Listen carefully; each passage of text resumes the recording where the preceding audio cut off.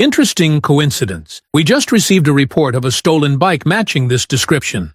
Officer Emil Larkin didn't even bother looking at her, his boot circling the matte black Ducati like he'd already decided it wasn't hers. The accusation sounded rehearsed. He saw leather. He saw a black woman on a $28,000 machine. He saw something that didn't fit his narrative. Cora Beaumont stood still, helmet under her arm, hands open and visible. 20 years of federal training kept her face unreadable. She knew there was no report, only assumption hardening into action. She tried to identify herself, but he cut her off by gripping her arm and spinning her toward the bike. The cuffs snapped tight around her wrists. Whatever story you've got, save it for booking. What Officer Larkin didn't know was that the woman he'd just handcuffed on a public street held the federal authority to dismantle everything he'd spent 4 years carefully building. Before continuing, comment where in the world you are watching from and make sure to subscribe, because tomorrow's story is one you can't miss. The engine hummed beneath her like a living thing. Cora Beaumont leaned into the curve of Meridian Boulevard and felt the tension leave her shoulders for the first time in 6 weeks. The matte black Ducati moved exactly the way she needed it to. Smooth, responsive, completely under her control. Around her, Macon County rolled by in warm afternoon light. Shop windows. Oak trees. Families moving along the sidewalk without a care in the world. She understood that feeling today. She was borrowing it. 1 day off. That's all she had. 20 years working fugitive cases for the FBI, and the calendar had finally coughed up a single Saturday with nothing on it. No briefings, no files, no dead ends to chase down. Just the open road and the bike her late husband Wade had loved more than almost anything on earth. She had rebuilt it herself after he died. Every part, every bolt. It had taken her 8 months, and she had cried through most of it. But when she finally turned the engine over in her garage and heard that deep, throaty roar fill the air, something in her chest had loosened for the first time in a long time. Wade would have loved that sound. She was heading to her mother's house on the other side of the city. Pot roast, sweet tea. The particular smell of her mother's kitchen that meant she was safe, and the world was small and manageable. She was already thinking about which chair she'd sit in when the blue lights appeared in her mirror. Cora's eyes flicked up, then back to the road, then up again. A patrol cruiser, right behind her. She ran through the last mile in her mind automatically, the way she always did. Her speed, her lane position, every stop sign. She had done nothing wrong. She knew it the way she knew her own name. She pulled over anyway. The Ducati rolled to a smooth stop along the curb on Meridian Boulevard. Cora killed the engine and swung one leg over the seat, planting both boots flat on the pavement. She pulled off her helmet and set it on the tank. The afternoon air was warm and smelled like cut grass. 2 officers stepped out of the cruiser. The one in front moved like a man who had never once questioned himself. Medium height, broad through the chest. His name tag read Larkin.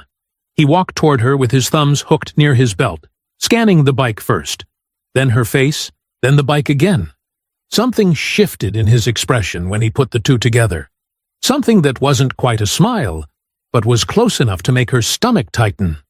His partner, Garver, hung back near the front of the cruiser.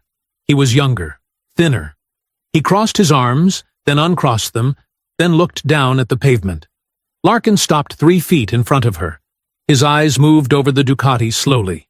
All the way up. All the way back down. A $28,000 machine, matte black, Italian engineering, in mint condition. His gaze came back to her face. She watched him think. She had spent 20 years reading people, and she could read this one in about 4 seconds.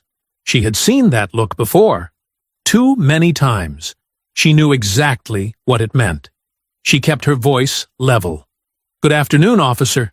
Can I ask why you pulled me over?" Larkin tilted his head slightly, not answering, still looking at her the way a man looks at something that doesn't add up to him. "License and registration," he said. "I'm happy to provide that." She kept her hands visible and still. But I'd like to know the reason for the stop first. Larkin's jaw shifted. He didn't like the question. She could see that clearly. He took one slow step closer.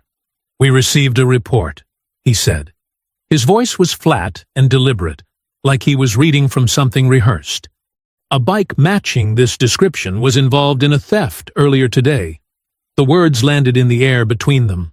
Cora held his gaze and said nothing for a moment. Her mind was already moving, fast and quiet, the way it always moved when she was working a problem. A report. No report number offered. No description of the alleged theft. No indication of when or where. Just the accusation, dropped in front of her like a closed door, daring her to push against it. She had heard pretextual stops described in training courses her entire career. She had never expected to be standing inside one. "What's the report number?" Larkin blinked. Just once. Like the question had surprised him, even though it shouldn't have surprised anyone who had a real report to back up a real stop. "Ma'am, I need you to step off the bike." "I asked for the report number," Cora said. Her voice was still calm, still even. "If a theft report was filed, it has a number. I'd like that number, please." Larkin's eyes went flat. The polite mask was already slipping, and they were barely 60 seconds into this. "Badge number, then," she said. That one landed differently. She watched his chest expand slowly. His chin came up. Behind him, Garver shifted his weight from one foot to the other, staring at a spot somewhere near the ground.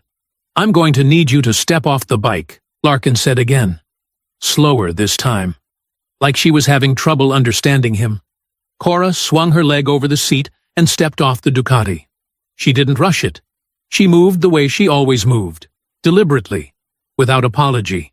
Her boots met the pavement flat and solid. She shifted her weight, straightened her spine, and stood to her full height beside the bike. Shoulders back, chin level, arms loose at her sides. She wasn't performing confidence. She simply had it.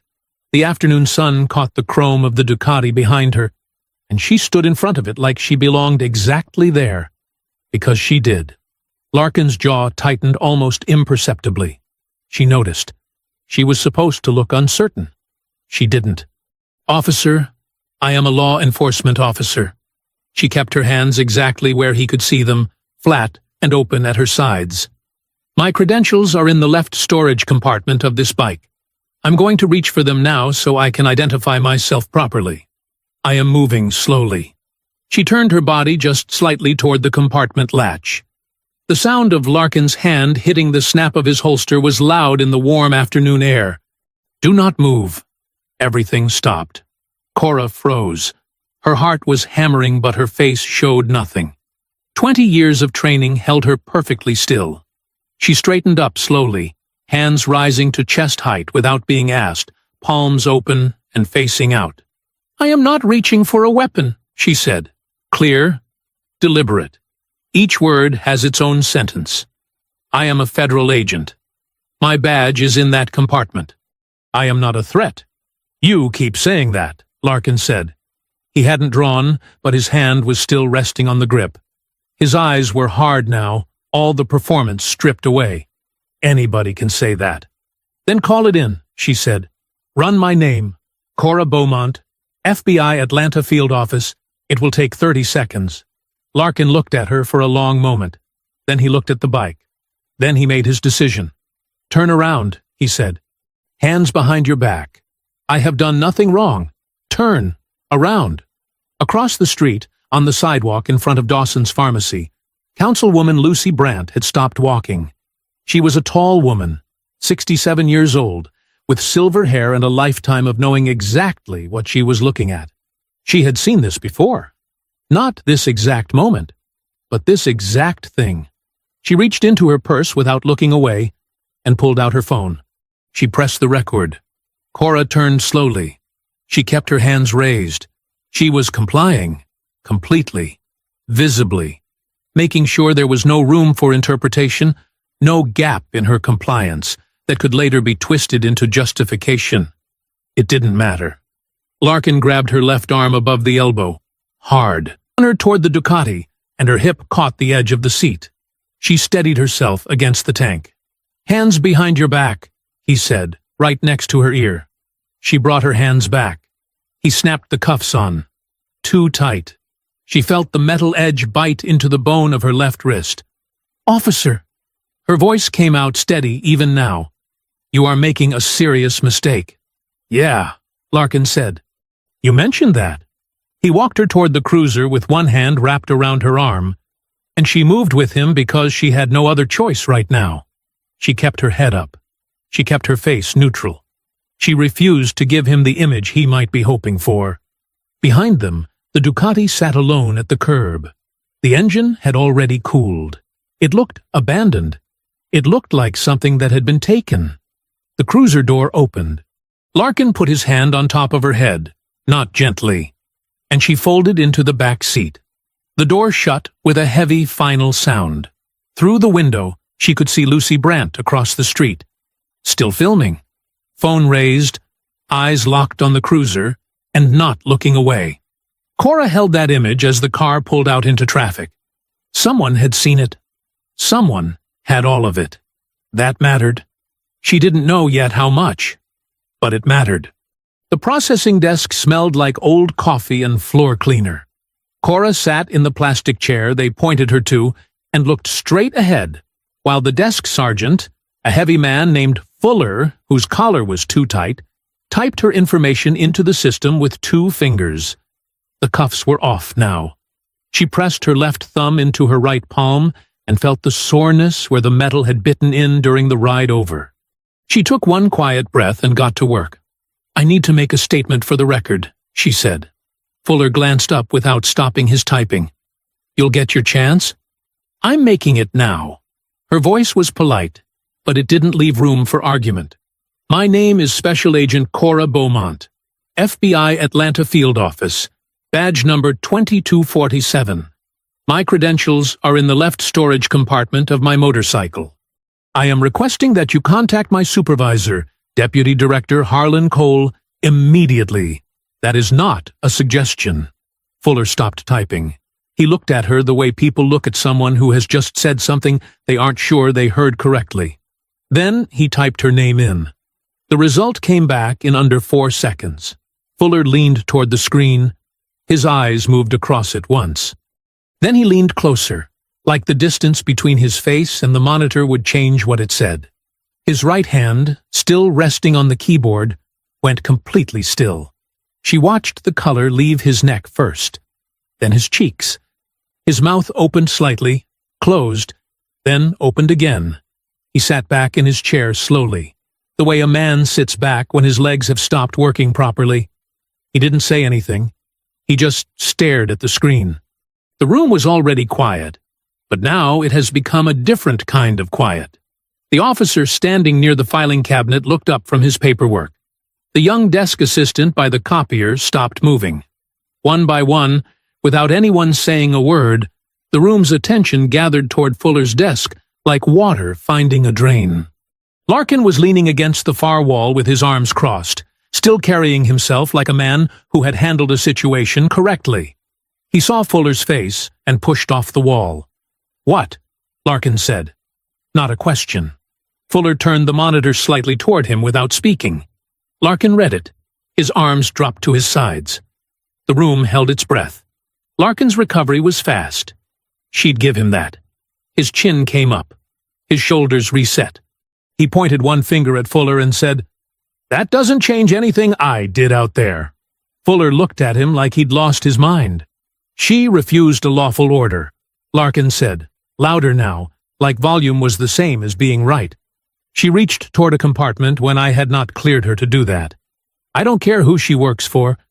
At that moment, on that street, she was unidentified and non-compliant." He turned slightly, speaking to the room now, not just Fuller.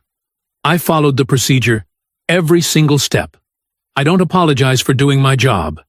Cora watched him from the chair. She didn't speak. She let him build it. She was on a bike worth $30,000 with no badge visible and no identification offered. He continued, "You tell me what that looks like on a routine traffic stop. You tell me any officer in this room wouldn't have done the same thing. He looked around, daring someone to disagree. Nobody did. Garver was standing near the entrance, staring at the floor. The room stayed silent. Then Fuller picked up the desk phone. He dialed an extension, waited 2 seconds, and said quietly, "I need Commander Sharma out here right now." He set the phone down and did not look at Larkin again. Nobody spoke for the next 4 minutes. It was the loudest 4 minutes Cora could remember. Commander Sharma came through the side door like a man who had already been awake for 12 hours and had just been handed a reason to stay awake for 12 more. He was broad through the chest and moved with the kind of deliberate slowness that wasn't laziness. It was control. Gray at the temples, deep lines around his mouth, a face that had seen enough to stop being surprised by most things, but hadn't quite stopped being tired by them. He paused just inside the doorway. He didn't speak. He didn't walk to anybody.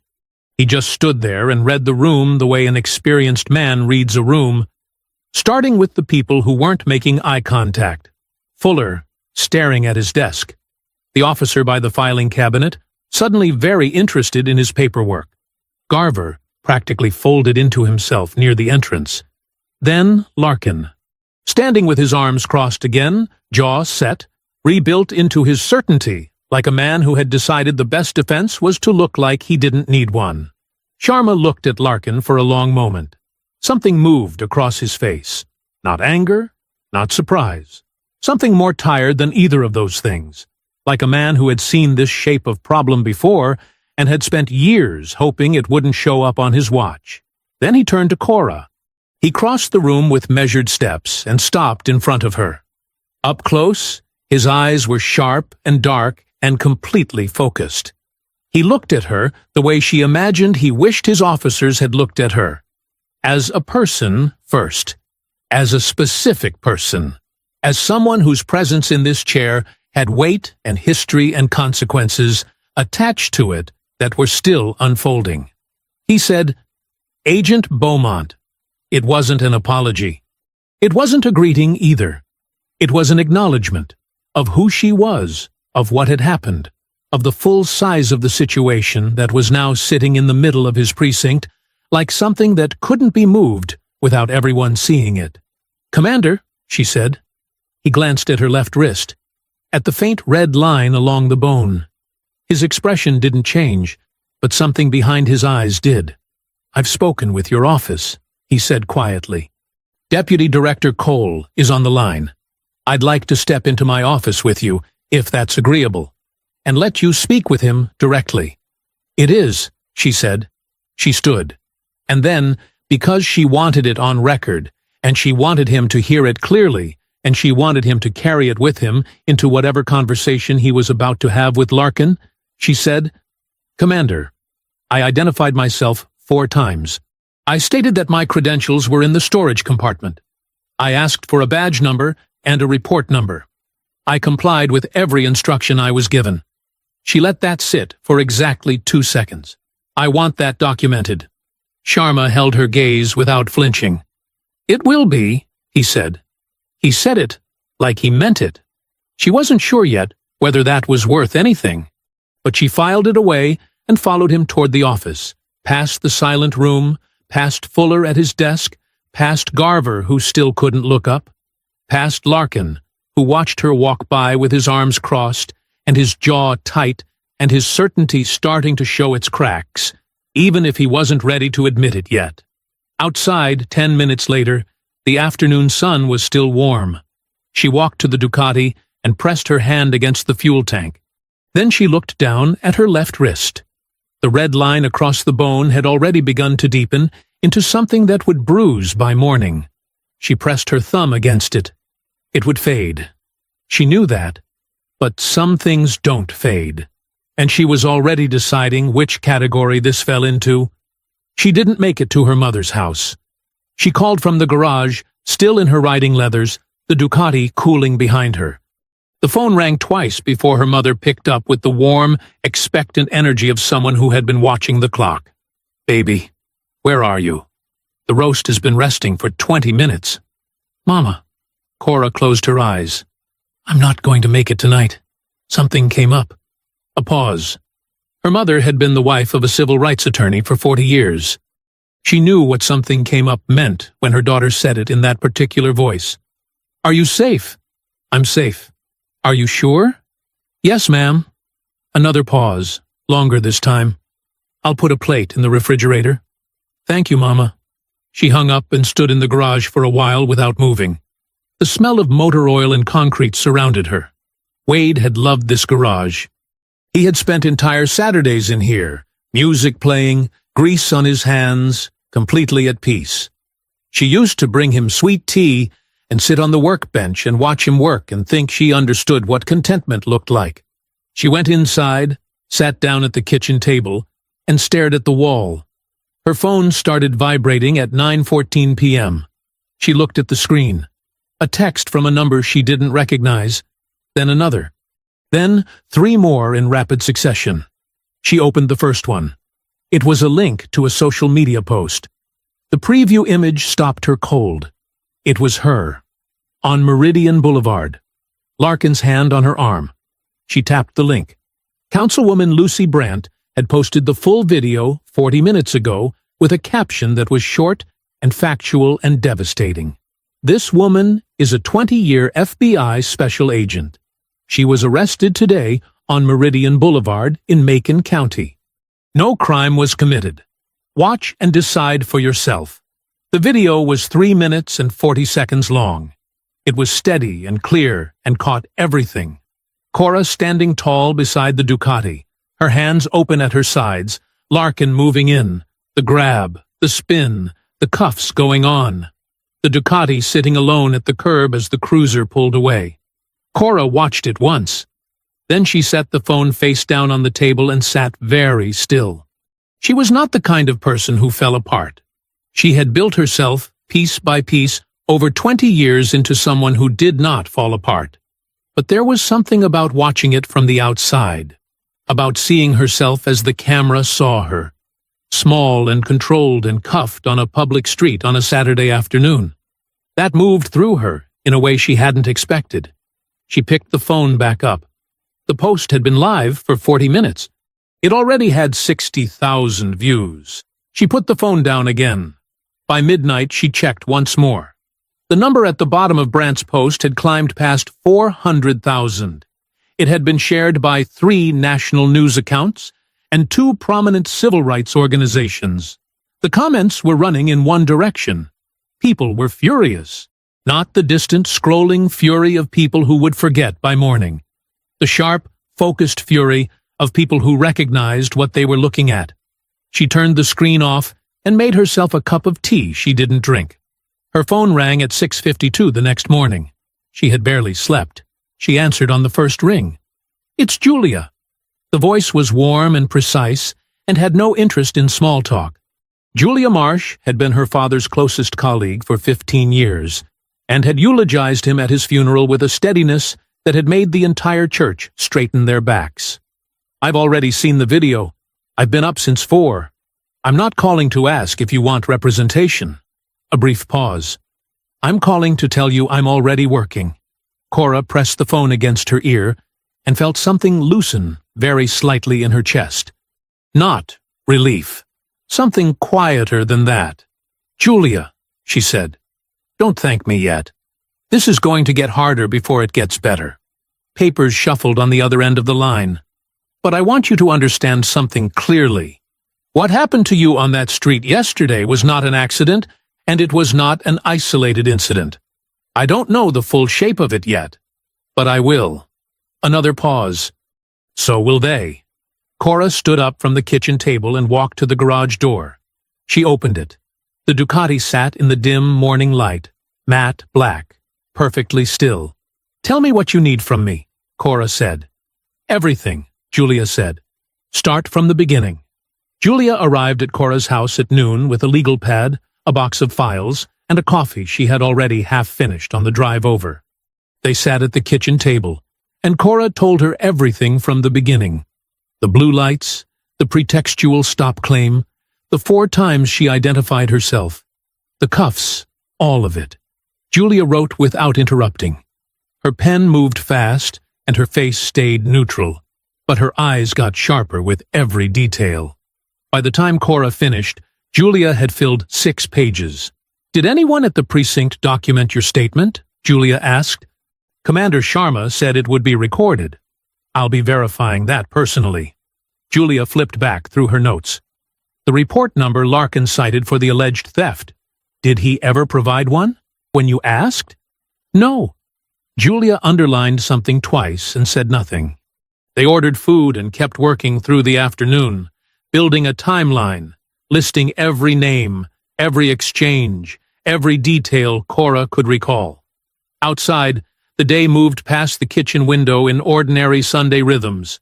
Neighbors walking dogs, a kid on a bicycle, the distant sound of a lawnmower 2 streets over.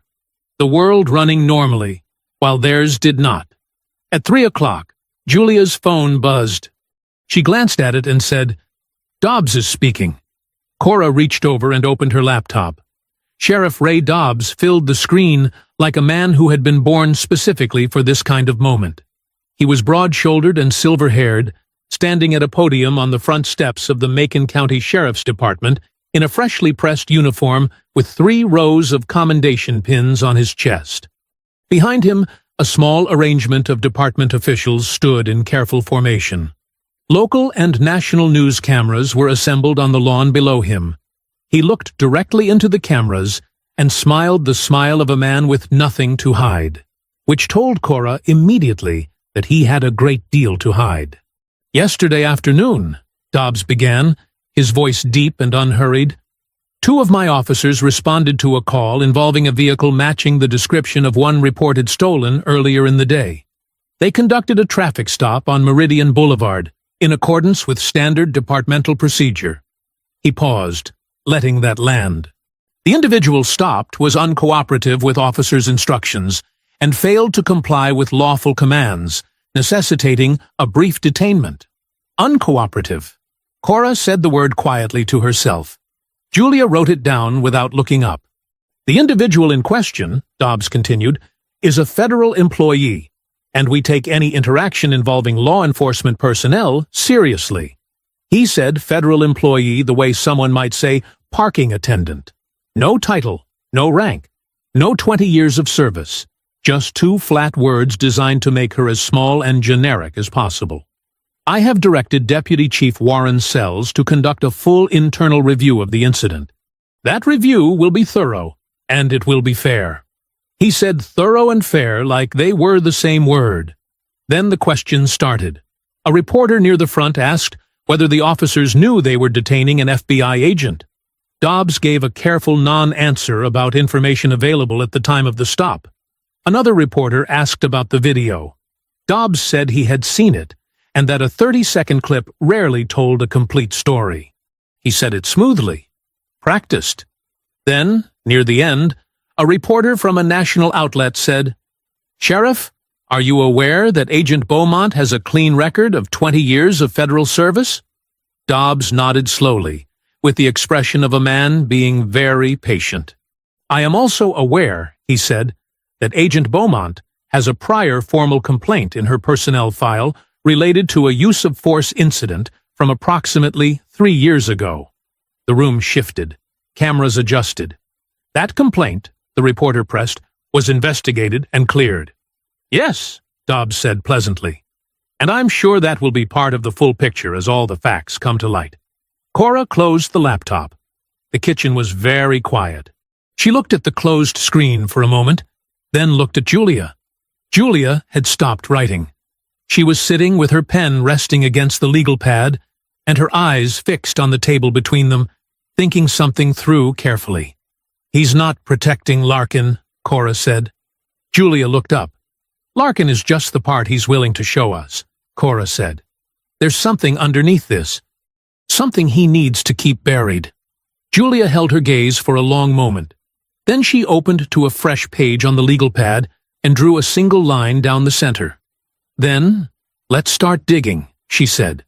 The call from the FBI came Monday morning at 8 o'clock sharp. Cora was already up, already dressed, already on her second cup of coffee, when her supervisor's assistant patched through the official notification. Administrative leave, effective immediately, pending a joint procedural review between the FBI Atlanta Field Office and Macon County. Standard language, careful language, the kind of language designed to sound neutral while communicating that the institution needed distance. She listened without interrupting, said she understood, hung up. She sat with the phone in her hand for a moment. Then she set it down on the table, opened her laptop, and got to work. The review board could have its process. She had her own. Julia arrived at 10 with Councilwoman Brandt, who came through the front door carrying a canvas tote bag full of folders, and the focused energy of a woman who had been fighting this particular fight for 40 years and had not yet decided to stop. Lucy Brandt was not soft. She had grown up in Macon County. She had watched the city change its face without changing its habits. She had filed complaints, attended meetings, written letters, organized community forums, and documented incidents that never led anywhere because the system documenting them was the same system being complained about. She sat down at Cora's kitchen table and pulled folders from her tote bag with the quiet efficiency of someone who had been preparing for exactly this conversation. "I've got 3 families," Brandt said, spreading documents across the table. 3 that I know of personally. There are more. The first was a retired schoolteacher named Bernie Merrick, 61, who had his 2021 Cadillac Escalade seized on Meridian Boulevard 7 months ago after a pretextual stop involving an alleged equipment violation, a broken taillight that he had documentation proving was repaired 2 weeks prior. The car was never returned. The charge was quietly dropped 3 months later, but by then the civil forfeiture had already been processed. The second was a woman named Sylvia Crane, 54, a small business owner who had been arrested on Meridian 6 months ago while driving a company van. Charge: failure to identify. She had identification on her. She had handed it over. The charge was dropped within a week, but she had spent a night in county lockup and lost a catering contract because she missed a Monday morning appointment. The third was a 28-year-old named Deshaun Mobley who had his Kawasaki ZX-6R seized on Meridian 4 months ago. He was 22 years old when he bought that bike with 3 years of savings from working double shifts. He was still fighting to get it back. All 3 stops had occurred on the same stretch of Meridian Boulevard. All 3 involved vehicles of significant value. None had resulted in sustained criminal charges. Cora read through every file. She made notes. She asked precise questions. Brandt answered all of them. Then Cora went to the county business registry database and typed in the one name that appeared in the paperwork of all 3 forfeiture cases, listed as the contracted towing and impoundment service of record, Meridian Towing and Recovery. She clicked through to the business registration. Owner of record, Craig Rivers. She cross-referenced the name against public records, property filings, and a county vendor contract database that was technically public, but buried deep enough that most people would never find it. It took her 11 minutes. Craig Rivers was the sheriff's brother-in-law. He had held the county's exclusive towing and impoundment contract for Macon County law enforcement for 4 years. The contract had been renewed 18 months ago without competitive bidding, approved by a committee that included 2 department officials who reported directly to Sheriff Ray Dobbs. She leaned back in her chair and looked at the ceiling. Julia and Brandt were watching her.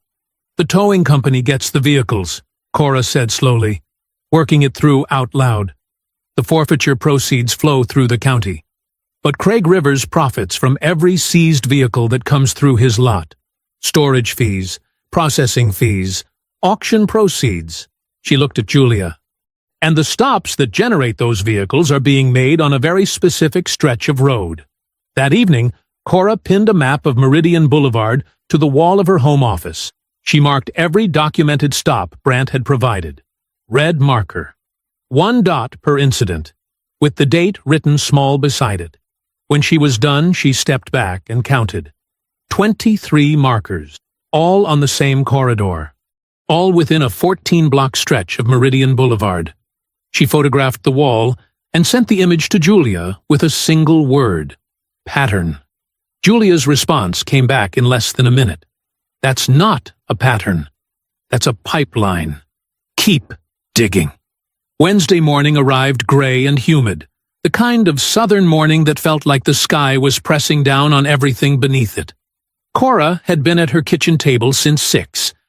Her map was still pinned to the office wall. Her notes had grown into a stack of organized folders, color-coded, cross-referenced, building towards something she could feel the shape of, even if she couldn't yet see all of it clearly. Julia had called twice already. Brant had texted with 2 more names of residents who had experienced stops on Meridian and wanted to talk. The work was moving. Slowly, but moving. Then Julia called a 3rd time. Larkin is doing a television interview, she said. Local station. Airing at 2 o'clock. Cora looked at the clock on the microwave. 4 hours. I'll be watching, she said. She turned the television on at 1:55 and sat on the edge of the couch with her arms resting on her knees. The segment opened with a sympathetic graphic.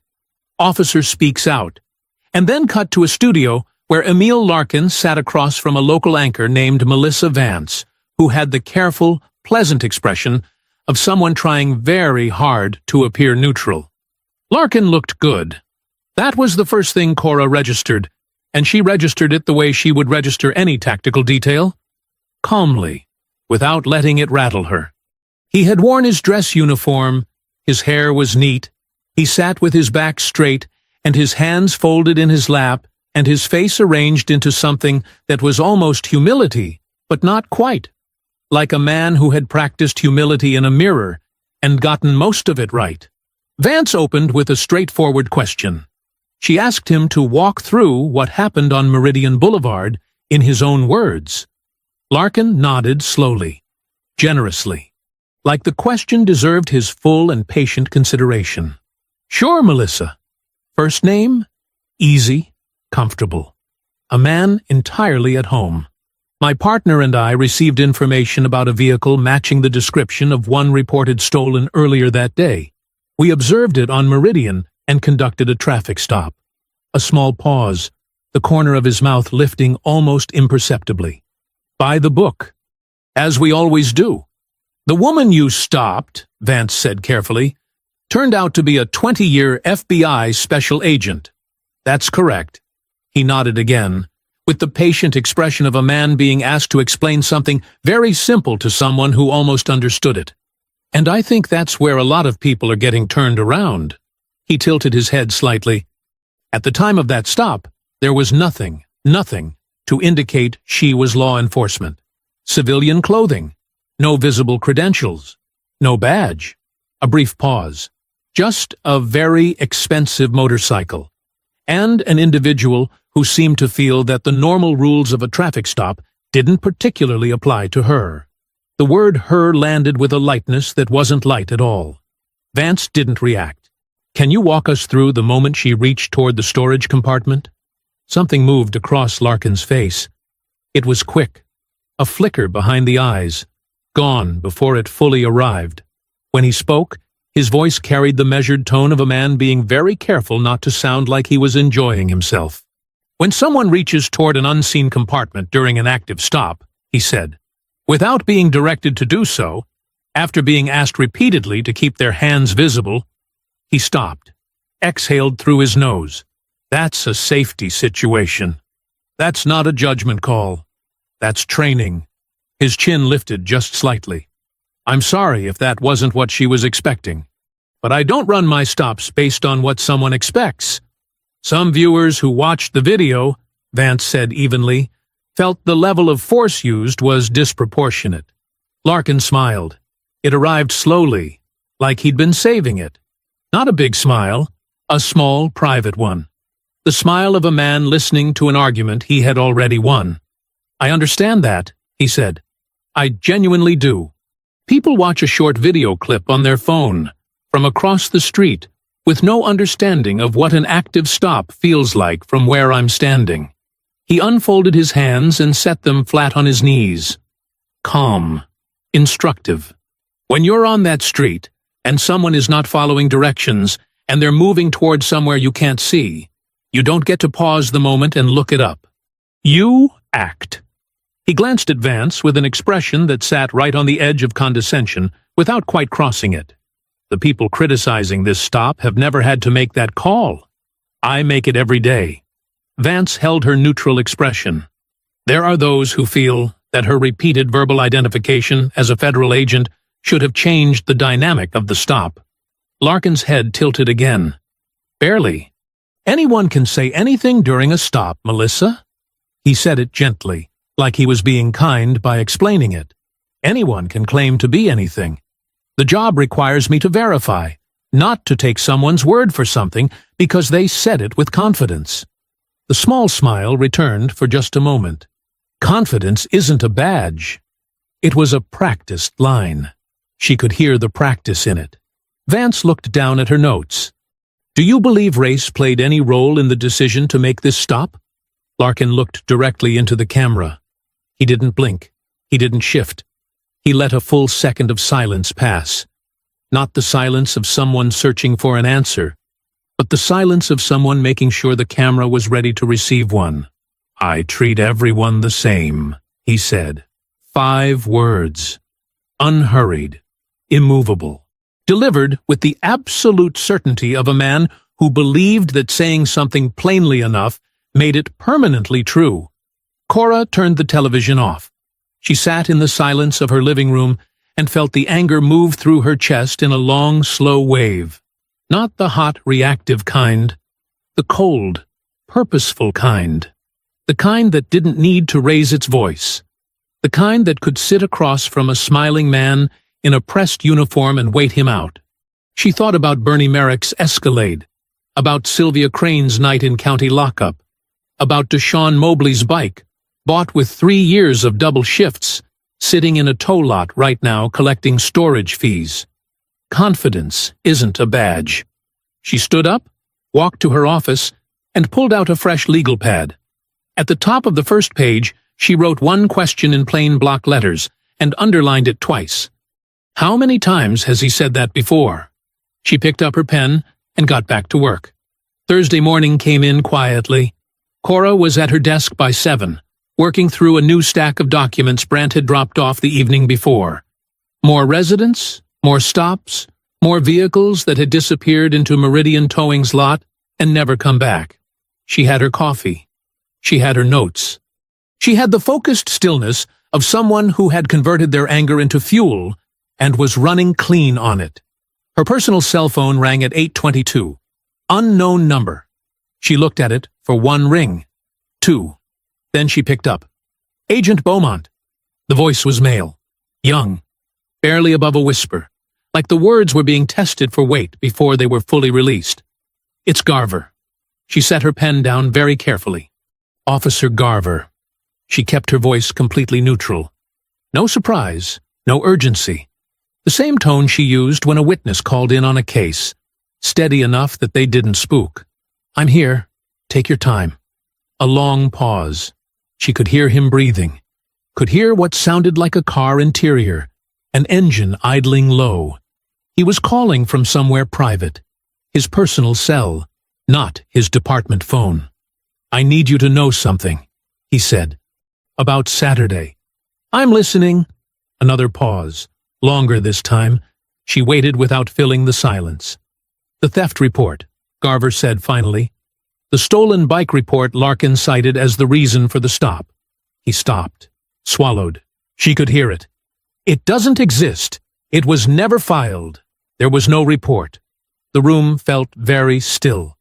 I was in the car with him, Garver continued, his voice dropping even lower.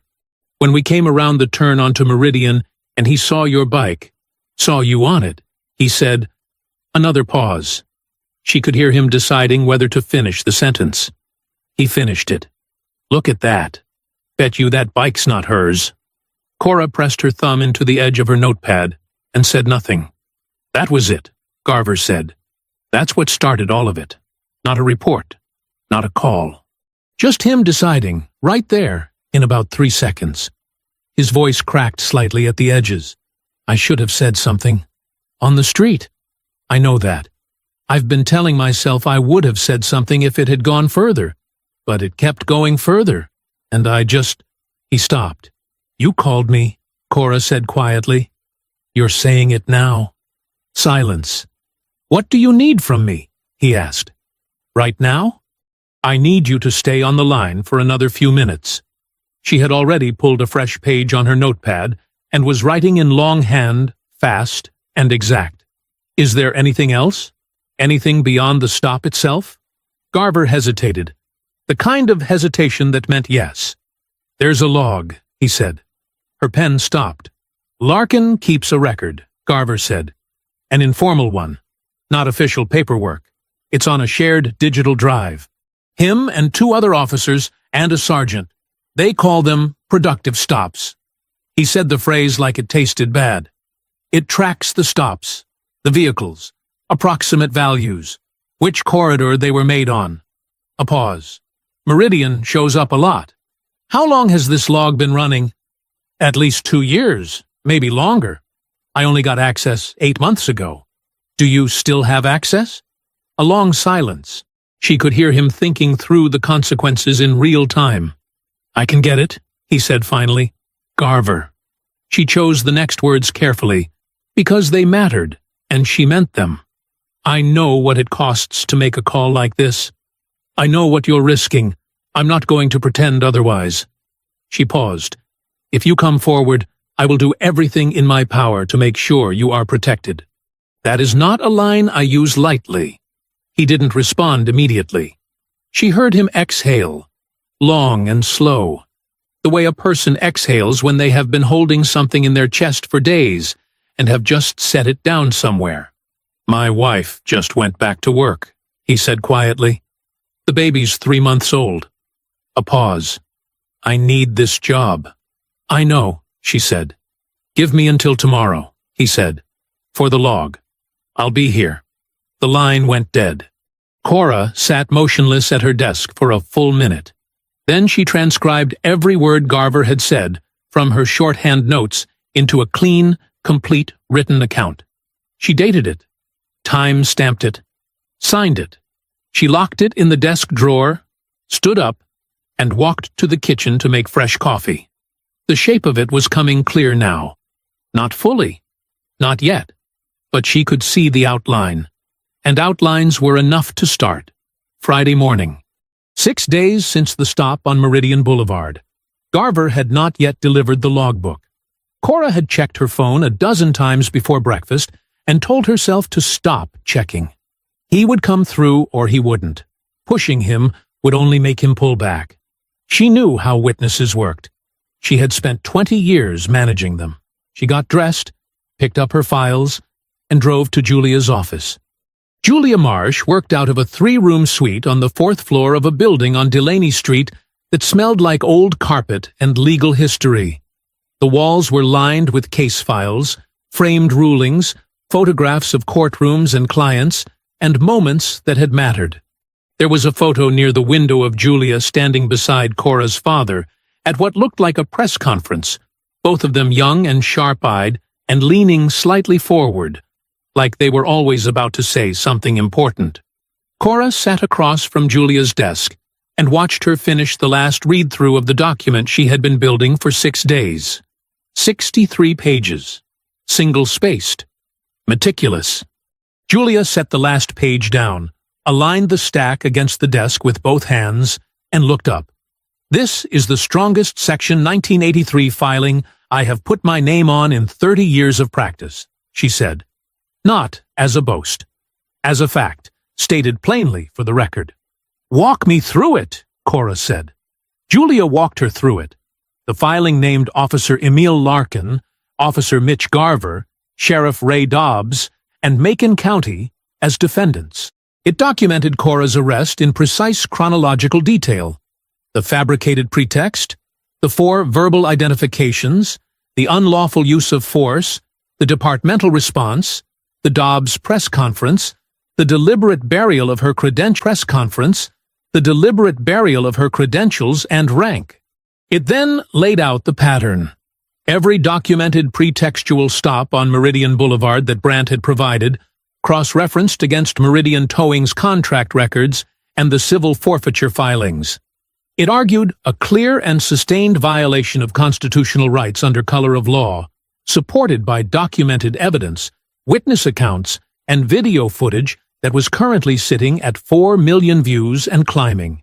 Julia filed it electronically at 11:47 Friday morning. By early afternoon, it was public record.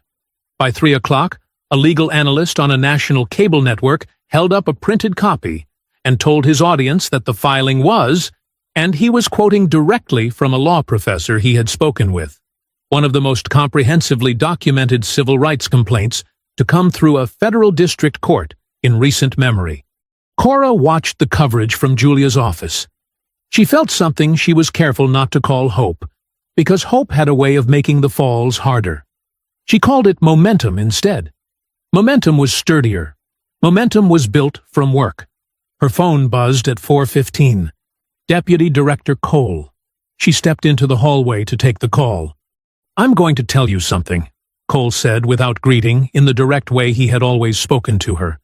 "And I need you to hear it clearly and keep it between us for now." A brief pause. The U.S. Attorney's Office in Atlanta has been watching this situation since the press conference. Julia's filing today accelerated their timeline. They are considering opening a parallel criminal civil rights investigation under federal jurisdiction. Cora leaned against the hallway wall. When? That depends on what else surfaces, but the conversation is happening. And federal jurisdiction means Dobbs has no seat at the table. Another pause. "I want you to keep doing what you're doing, and I want you to be careful." "Understood," she said. "Cora." His voice shifted, not softer, but more direct, like he was setting the professional language down for a moment. "What they did to you on that street was an outrage. I want you to know that I said those exact words to the U.S. Attorney personally." She didn't respond immediately. She looked at the photograph of her father and Julia on the wall through the open office door. "Thank you, Harlan," she said. She went back inside. Julia was pouring 2 glasses of sweet tea from a pitcher she kept in the small refrigerator behind her desk. Brant arrived 20 minutes later, having driven straight from a city council session, still in her good blazer. They sat together as the late afternoon light came through the window. Julia raised her glass. Nobody made a formal toast. They didn't need to. The feeling in the room said everything that needed saying. Cora allowed herself one evening of it, the warmth of it, the feeling that the ground beneath them was finally solid. She didn't know it was about to give way. Saturday morning, 1 week exactly since the stop on Meridian Boulevard. Cora was making coffee when her personal cell rang at 7:43. She saw the number and picked up on the second ring. "Garver." A long silence. Then, "Yeah." His voice was different from Thursday's call. Thursday had carried fear in it, but also something live and moving. The sound of a man who had made a decision and was still feeling the energy of it. This was different. This was the sound of a man who had made a different decision. Flat. Compressed. Like something had been pressed down on top of him and was still pressing. "I need to tell you something," he said. She waited. "After consulting counsel." He stopped. Started again. "After consulting counsel, I've had to amend my statement about Saturday's stop." Cora set the coffee pot down without making a sound. She moved to the kitchen table and sat down, and she did not reach for a pen because she did not want the sound of writing to make him feel documented in this moment. She would document it after. "Okay," she said. "Just that. I want you to know that I—" His voice caught briefly. "This is bigger than I thought. When I called you Thursday, I thought it was just—" He exhaled. "I didn't understand the full scope of what I was stepping into. I understand it better now." "What changed?" she asked. Quiet. No edge in it. "I have to be careful now." The phrase arrived like something rehearsed, something told to him and repeated back. "I have a family. I have a 3-month-old son. I have a mortgage and a pension. And I—" He stopped. "I have to be careful now. Did someone talk to you, Garver?" A long pause. "I consulted counsel," he said again. "And counsel advised me that my original account of events was incomplete, and potentially misleading, and that a corrected statement was in my best interest. A pause. And in my family's best interest. In my family's best interest. She heard the shape of that sentence. She heard what it was built around. I want you to hear me say something, he said. His voice shifted, lower, faster, like the words were getting out before something stopped them. I'm not saying nothing happened. I'm saying I have to be careful now about how I characterize what happened. There's a difference. Another pause. You understand what I'm saying to you? I understand exactly what you're saying, she said. This is bigger than I thought. He said it again, the same phrase, and this time it sounded less like something rehearsed, and more like something he genuinely believed and was terrified by. When I made that call Thursday, I thought it was just Larkin being Larkin. I didn't see how far back it went. I see it now. His breath was unsteady. I have to protect my family. You understand what it is to protect someone? I do, she said. I'm sorry. The two words came out stripped of everything except what they actually were. No framing, no legal language, just two words from a frightened man who knew the difference between what he was doing and what was right and was doing it anyway. I'm sorry. I have to be careful now. I just can't. The line went quiet. Not dead. She could still hear him breathing, could hear what sounded like a car window and wind outside it, and the muffled noise of a Saturday morning street somewhere. Garver, she said carefully. Yeah. Keep the phone. A silence. Then, what? Whatever phone you've been using to make these calls. Keep it. Don't delete anything. Don't let anyone else handle it. She paused. Can you do that? Another silence. Longer this time. She let it run. Yeah, he said finally. Barely audible. I can do that. That's enough for now. He hung up. Cora sat at the kitchen table with the phone in both hands and looked at the morning light coming through the window over the sink. She stayed very still for a long moment. Then she picked up her pen and wrote down everything he had said, word for word, in the precise longhand she used for witness accounts. Every phrase, every hesitation, every repetition of, I have to be careful now. Every repetition of this is bigger than I thought. She dated it, time-stamped it, noted the call duration. She sat back and read it through once. He hadn't lied to her. Not completely. He had told her something important, carefully enough that it couldn't be used against him. She understood. She didn't like it, but she understood. Her phone rang 4 minutes later. Julia's name on the screen.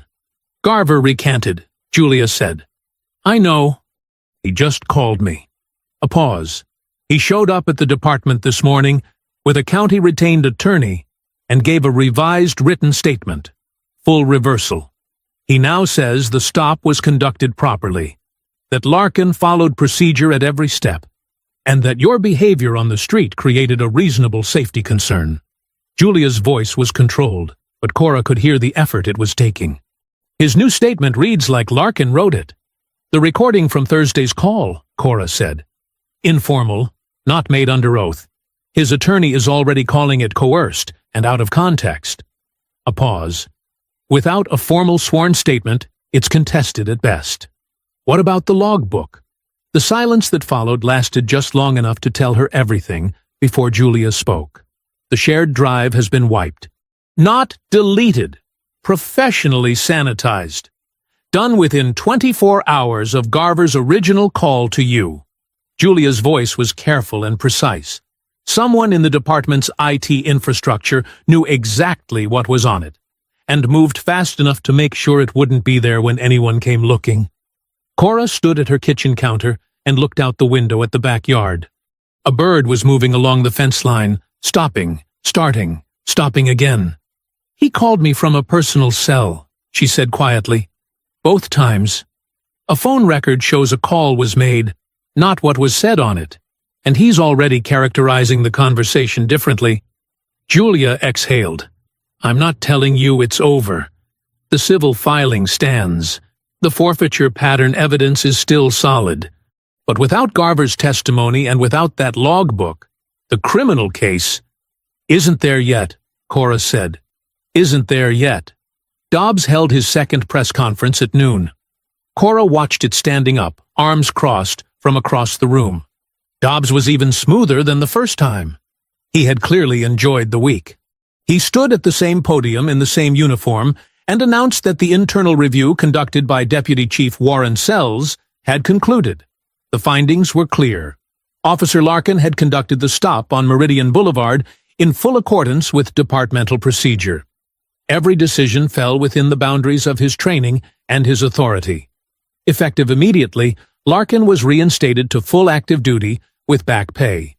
Then, Dobbs looked into the cameras and said, "This department stands behind its officers. That has always been true, and it will always be true." He didn't take questions. 4 minutes and 12 seconds. Then it was over. Cora turned the television off, walked through the house, and into the garage. She stood beside the Ducati in the dim Saturday light and put her hand flat on the fuel tank. The metal was cool and solid, and exactly where she had left it. She ran through what she knew. Garver had been pressured. The speed of the drive wipe confirmed that someone had been monitoring the situation closely enough to act within hours. Dobbs had a compliant internal investigator, a reinstated officer, and a narrative he had now delivered twice on camera. On paper, he was winning. But paper wasn't everything. She thought about what she did for a living. She found things that people had tried to make unfindable. She built cases from fragments that looked like nothing until they were assembled correctly. Data didn't vanish.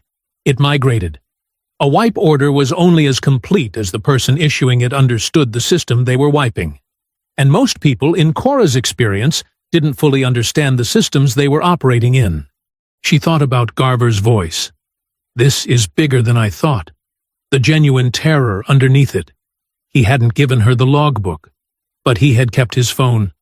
And he had told her, in every careful word and every deliberate hesitation, that there was something real to find. She took her hand off the tank, stood straight, went back inside. She didn't sleep Saturday night. Not in the restless, frustrated way of someone waiting for something to happen. She lay in the dark with her eyes open and her mind running clean and organized, the way it ran on the long nights before a major operation, methodical, turning the problem over slowly, examining each surface for something she hadn't seen yet. By 2 a.m, she was sitting at her desk. She pulled out everything she had. The forfeiture files, Brant's resident accounts, the timeline she had built from the beginning, the notes from Garver's 2 calls. She laid it all out across the desk in chronological order, and sat back and looked at it the way she looked at evidence boards in the field, not searching for any one thing, but letting the whole picture settle until the shape of what was missing became visible. The logbook was gone. Garver had recanted. Dobbs was untouchable inside his own county. Those were the walls. She thought about walls. In her experience, walls were only solid until you found the part that nobody had bothered to reinforce because nobody thought anyone would look there. She picked up her personal cell and scrolled to a number she hadn't called in 14 months. Wade Arden had worked cyber forensics for the FBI's Atlanta division for 11 years. He was quiet, methodical, and extraordinary at his job in the way that people are extraordinary when they genuinely love what they do. 3 years ago, Cora had built a trafficking case alongside him that had put a man named Gerald Poole away for 31 years.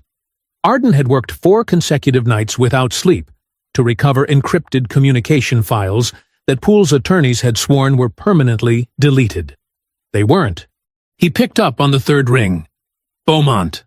His voice was warm and unhurried, the voice of a man who answered calls from former colleagues at 2 a.m. without making it strange. "I've been watching the news. I need a favor," she said. "Off the books initially. I need eyes on something." A brief pause. Not hesitation. Consideration. There was a difference, and she knew which one this was. "Tell me what you're looking at," he said. She told him about the shared drive, the professional wipe, the timeline, how quickly it had been sanitized after Garver's Thursday call, which told her the person who ordered it understood the urgency, but may not have understood the full architecture of the system they were scrubbing. Arden listened without interrupting. She could hear him typing lightly in the background. "Who managed the department's IT infrastructure?" he asked. "Third-party contractor. Company called Meridian Data Solutions. County contract, renewed annually." More typing. A pause. "You said the wipe was done within 24 hours? Best estimate from our tech contact." "Yes. Fast enough to be panicked," Arden said. "Not fast enough to be thorough." Another pause.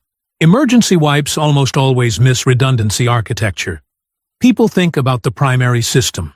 They don't think about the backup conversation happening in the background. His typing stopped. "Give me until Sunday evening." "Arden." "I know," he said. "By the book, when it counts. I'm just looking right now." Sunday evening, she was at her kitchen table with a cup of tea that had gone cold when her phone buzzed. Wade Arden. One message. No preamble. "Call me." She called. The third-party contractor used off-site cloud redundancy for all county department data, Arden said, and she could hear something controlled and focused in his voice, the sound he made when he had found something real. Standard backup architecture, automated, running continuously in the background. The wipe order was issued to the primary shared drive and the local server backup. It was never transmitted to the cloud redundancy point. A pause. Because nobody in that department knew it existed. It wasn't documented in their internal IT records. It was a contractor default setting that was never disclosed to the client. Cora was very still. "The logbook," she said. "Intact," Arden said. "Every entry. I'm looking at it right now." She set her hand flat on the kitchen table. 41 entries, Arden continued. 19 officers, 4 years of documented stops organized by corridor, vehicle type, and, he paused, projected forfeiture yield. Another pause, slower this time. "Cora, your bike is in here, logged as a pre-identified target. Entry was made before the stop." She closed her eyes for exactly 3 seconds. Then she opened them. "Can you build a clean chain of custody?" she asked. "Already started," he said. She picked up her pen. "Send me everything," she said. Sunday night bled into Monday morning without either of them noticing. Arden had sent the files at 9:47 Sunday evening, a clean, organized package of recovered data with a preliminary forensic documentation report attached that was already building the evidentiary foundation they would need. Cora had called Julia within minutes. Julia had arrived at Cora's house by 10, with her legal pad, and a focused energy that didn't require coffee to sustain itself. They worked through the night at the kitchen table. The logbook was worse than Cora had imagined when Garver first described it. It wasn't the informal scribbling of one careless officer. It was a structured operational record. Column headers, date fields, location codes, vehicle classifications, estimated values, and a final column labeled simply Yield that tracked actual forfeiture proceeds for years. Julia read through each one without speaking. Her pen moved steadily, marking, noting, cross-referencing. Cora sat across from her and matched every logbook entry against the forfeiture filings she had pulled from public county records. The towing company's dispatch records that Julia had already subpoenaed through the civil lawsuit, and the dates of the community stops that Brandt had documented. They lined up. Every single one. By 2 in the morning, the shape of the arrangement was fully visible, and it was uglier than either of them had said out loud yet. The stops were not random. They were not even primarily driven by racial profiling in isolation, though that was the mechanism on the street. The stops were financially coordinated. Meridian Towing received advance notification of high-value targets in the corridor. Vehicles flagged by the participating officers before the stops were made. The towing company dispatched a truck to the general area ahead of time on flagged days, reducing response time and maximizing the number of vehicles that could be processed before anyone asked questions. Craig Rivers billed the county for towing and impoundment fees on every seized vehicle. The county paid from forfeiture proceeds. The seized vehicles themselves were auctioned through a sister company Craig Rivers had registered under his wife's name 18 months ago. Every dollar had a path. Every path led back to the same family. Cora found her entry just before 3 in the morning. It was logged the Friday before her arrest. Vehicle description: matte black sport bike, Italian, estimated value $28K plus. Location: Meridian Corridor, northbound. Source notation: a field she hadn't noticed in the earlier entries until she looked closely. Read: MDR tip, Meridian Dispatch and Recovery. Craig Rivers' company had flagged her bike before she ever turned onto that street. Larkin had been given a target. He had driven Meridian looking for it. She read the entry twice. Then she set the page down on the table and looked at the wall for a moment. They hadn't just profiled her. They had hunted her. "Julia," she said. Julia looked up from her notes. "My bike was flagged by the towing company the Friday before," Cora said. "Before any stop was made. Before any alleged theft report. They identified the bike independently and passed it to Larkin as a target." Julia looked at the entry, read it, set it down. "That's not a civil rights violation inside a traffic stop," Julia said quietly. "That's a criminal conspiracy that used a traffic stop as its collection mechanism." "Yes," Cora said. Julia looked at her. "This changes the filing. This changes everything." Monday morning, Julia had the towing company's dispatch records delivered electronically to her office by 8 o'clock via the civil subpoena she had filed the previous week. The records arrived in 314 pages. She and Cora worked through them at the office, cross-referencing every dispatch date against the logbook entries. The correlation was near perfect. 41 logbook entries, 38 confirmed matching dispatch records from Meridian Towing. 3 entries had no dispatch match. Those were the ones where the stops had been made, and the vehicle had not been successfully seized. Drivers who had produced paperwork quickly enough, or whose stops had been interrupted. Cora was one of those 3. They had tried to take her bike. They had simply not anticipated what she was. At 2 in the afternoon, Julia called the U.S. Attorney's Office in Atlanta directly. She identified herself, referenced Deputy Director Cole's earlier conversation with the office, and said 4 words that changed the temperature of the call immediately. "I have the logbook." A silence on the other end. Then, "We need to meet." Julia looked across the desk at Cora. "Tomorrow morning," Julia said into the phone. "Bring your criminal division chief." Tuesday morning, Julia left for the U.S. Attorney's office at 7:30, with a banker's box of organized evidence and the focused expression of a woman walking into a room she had been preparing for her entire career. Cora stayed home. It was Julia's meeting to run. The last thing the U.S. Attorney's Office needed was the plaintiff sitting across the table from their criminal division chief before charges were filed. Cora understood that. She didn't have to like it. She spent the morning on her map, adding, refining. The logbook had given her dates and details that filled gaps she hadn't known existed 2 days ago. She worked steadily and tried not to watch the clock. Julia called at 11:30. "It went well," she said, and the careful steadiness in her voice told Cora it had gone better than well. "They're moving. I can't say more than that right now. But they're moving." Cora exhaled slowly. "Okay. Go eat something," Julia said. "You sound like you haven't." She hadn't. She made a sandwich she ate standing at the kitchen counter and was back at her desk by noon. She worked through the afternoon, cross-referencing, organizing, building the kind of clean documented record that held up under the pressure of a courtroom. The kind of work that required total focus and gave her nothing to feel while she was doing it, which was exactly why she was doing it. Her phone rang at 4:15. She picked up. "Julia, you need to hear this in person," Julia said. Her voice was measured, deliberate. The voice she used when something significant had shifted, and she wanted to control how it was delivered. "Come now. Don't rush. But come now." Cora was already standing.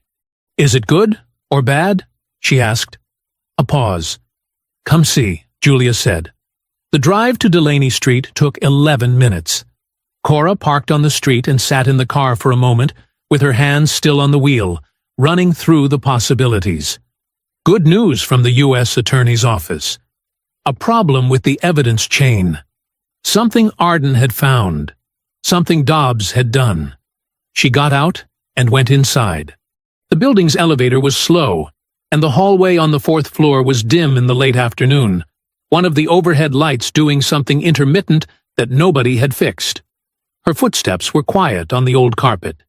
Through the frosted glass panel of Julia's office door she could see two shapes.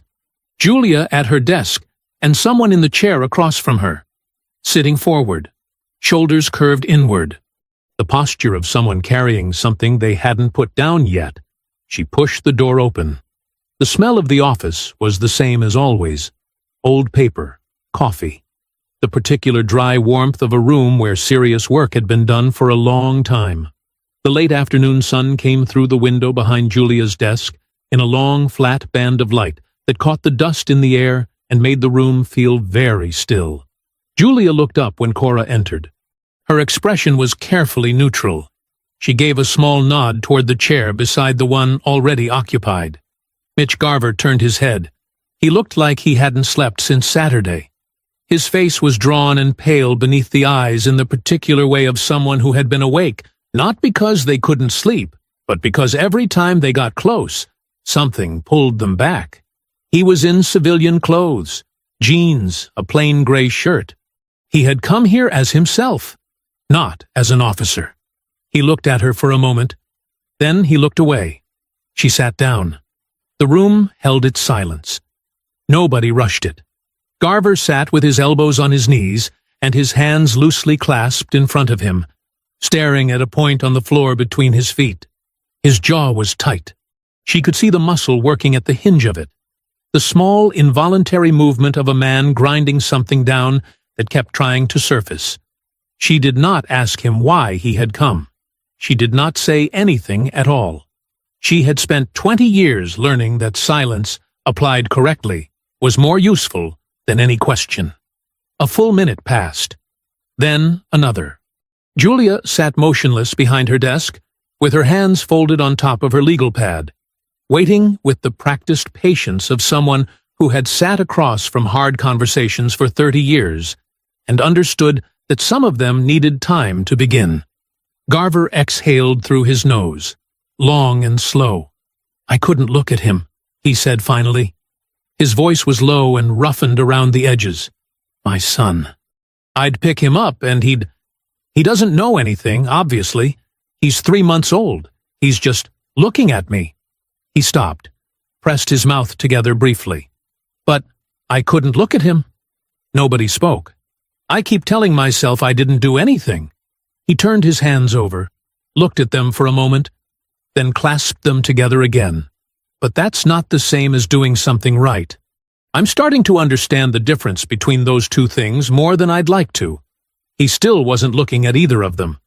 The words were arriving in pieces, like a man dismantling something that had been built tightly. "I didn't come here with a plan," he said. A pause. "I drove past Meridian this morning, just driving, and I thought about you standing next to that bike." He glanced at Cora briefly, then back at the floor. "And then I drove here." Cora said nothing. Julia said nothing. Garver sat with the silence for a moment. Then he reached into his jacket pocket.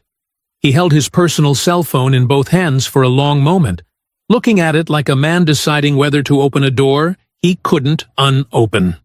He set it on the edge of Julia's desk. 3 days after I recanted, he said, I got a text from a number I didn't recognize. I looked it up. He paused. It belongs to an attorney named Douglas Fenn. He's been handling department legal matters for Dobbs for 6 years. Julia put on her reading glasses and picked up the phone. Cora leaned slightly to read alongside her. There were 3 messages. They had been sent over the course of a single evening, each one spaced a few hours apart, like they were designed to land in sequence and build. The first said that Garver's cooperation with outside parties had been noted at the departmental level.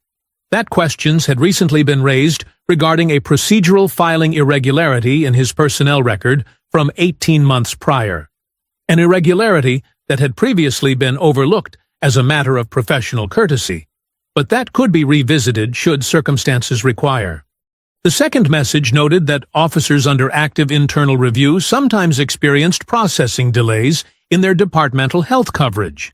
Given that Garver's son had a scheduled cardiology follow-up next month, the message named the appointment specifically, which meant someone had accessed his family's medical records or his insurance filings.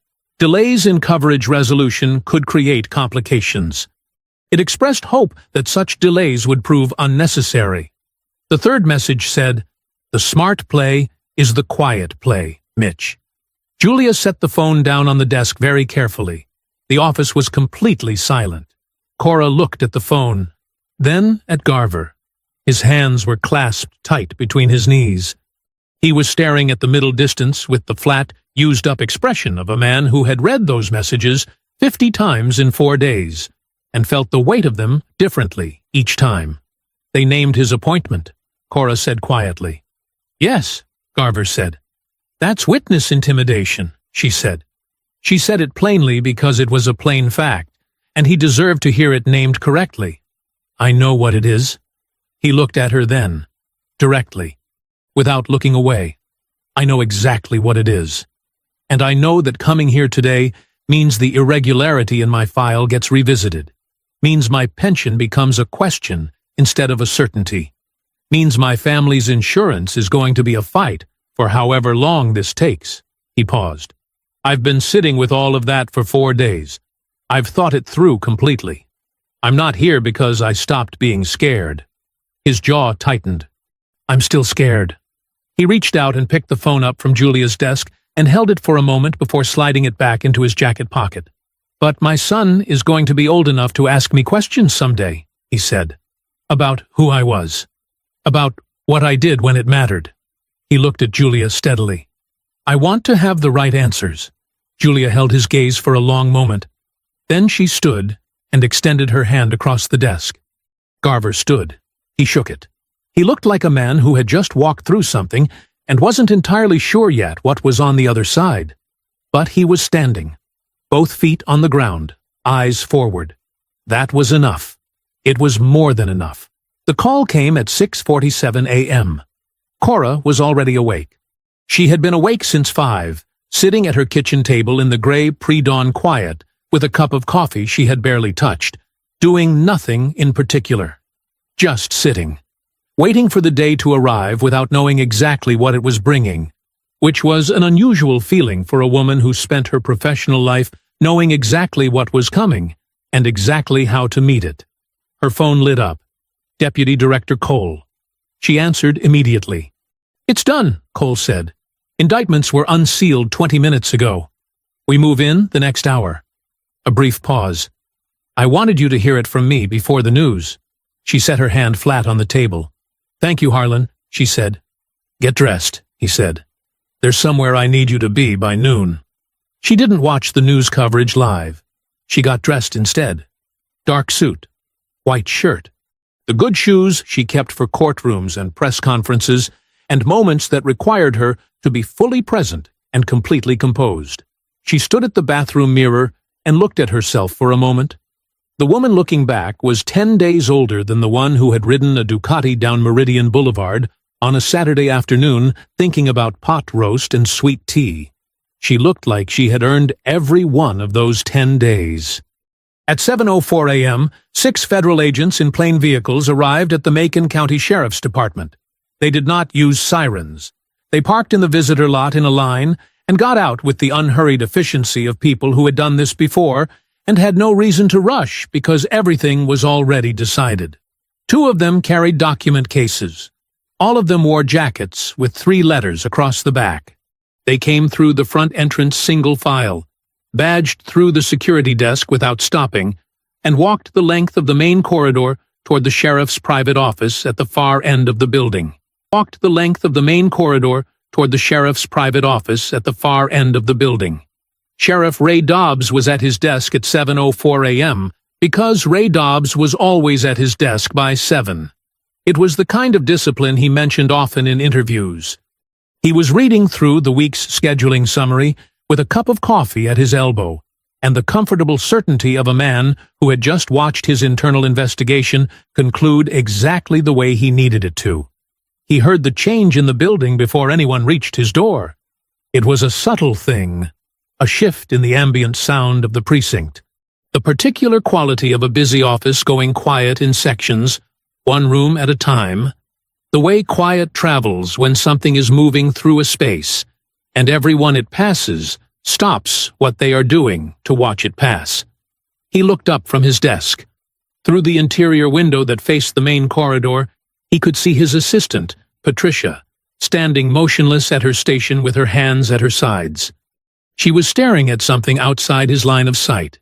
Her expression was the expression of someone watching something they had no framework for. Dobbs set his coffee cup down slowly. He straightened his back. He looked at his hands on the desk for a moment. Steady, flat. The hands of a man who had managed difficult situations for 30 years. Then the knock came. 3 measured raps against his office door. Not loud, not aggressive. The knock of a person who was not asking for permission. The door opened before he responded. The agent who entered first was a woman in her 40s, dark jacket, warrant folder open in her left hand. She crossed the room to his desk with 4 even steps and stopped in front of it and looked at him directly. "Sheriff Dobbs," she said. "I'm Special Agent Diane Torres, FBI Atlanta Field Office. I have a federal arrest warrant issued by the United States District Court for the Northern District of Georgia." She placed the warrant folder on the desk in front of him and stepped back 1 pace. "Please stand and keep your hands visible." Dobbs looked at the warrant. He looked at it for a long time. His expression moved through several things in a short space. Calculation, assessment, the rapid running of options, and arrived somewhere that was not quite acceptance, but was adjacent to it. The look of a man who had understood several minutes ago that this was coming, and had spent those minutes deciding how to be seen when it arrived. He stood, straightened his jacket, kept his hands in plain sight. He said nothing. Behind Torres, 2 more agents entered the room. One of them moved to his desk and began a methodical review of the files and materials on its surface, placing a hand on each item without disturbing anything yet, cataloging, not searching. Not yet.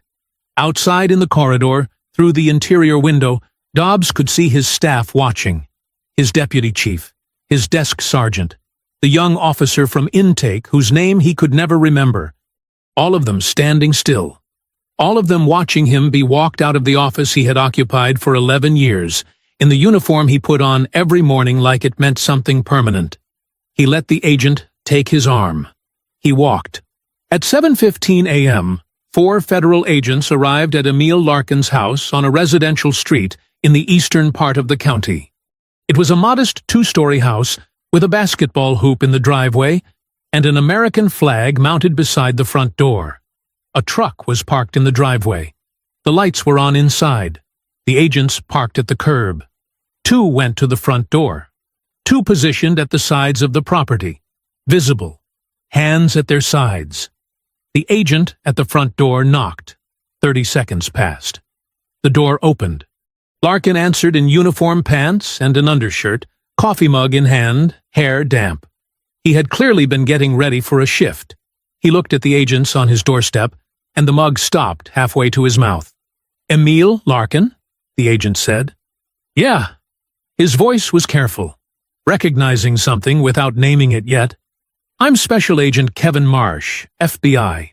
I have a federal arrest warrant for your detention on charges, including conspiracy to violate civil rights under color of law, civil asset forfeiture fraud, and obstruction of justice."